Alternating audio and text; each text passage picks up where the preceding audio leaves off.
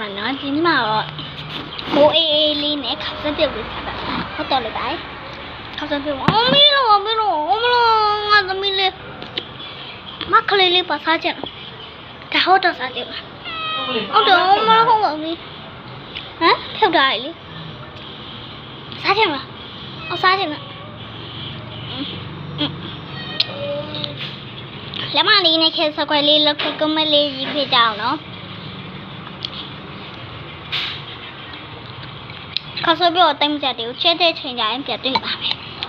ကျက်သားကလာသားချက်လေးချက်စားခြင်းလို့ပါဒါကြောင့်မို့ဘိုးသီးလာခိုးတာပေါ့လေဟုတ်ပါလေဒီညတကိုးညမှု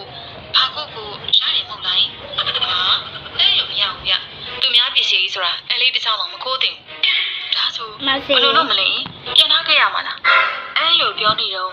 တရေတကောင်ကလည်းဘိုးသီးနှလုံးပိုက်ပြီးတော့ရောက်လာခဲ့ပြန်နေ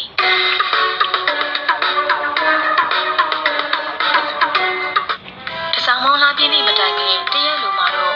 တော်တင်နဲ့တယောက်အိမ်နောက်မှာရှိတဲ့ဘူးစင်ကိုတေချာကြည့်နေဘိုးလေးတွေကိုရှင်းနေပြီ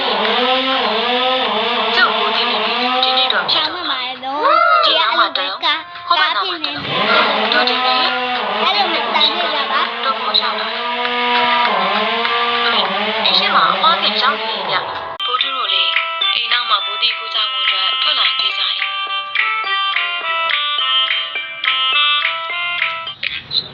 နောက်တော့သူတို့တုံရောက်တော့ဘိုးစင်ရှိအိမ်နောက်ကိုရောက်လာခဲ့ကြတာပါ။သမီးလည်းပါမလားမှောင်မဲနေရပဲ။ဘိုးတီကိုရှာလို့တွေ့ပါမလား။ဘိုးလိုက်ရောက်ရှိနေရဲဆိုတော့မြင်တော့မြင်ရမှာပါ။ဒါဆိုတလို့လို့လေ။ဘိုးစင်ပပက်လေးကို၃ယောက်သားခွဲရှာကြတာပေါ့။အဲ့ဒီကြံကောင်းနေ။ဒါမှမြင်မြန်ခုပြီးပြန်လို့ရမှာ။ဒီလိုနဲ့သူတို့၃ယောက်သားဘိုးစင်ရဲ့တစ်ဖက်တစ်ချက်စီမသွားလိုက်ကြတယ်။ခဏကြာမှတော့တို့ဘောဘိုးစင်နာမှာဘိုးတီကုန်းရှာနေတော့သူ့နောက်လူတစ်ယောက်က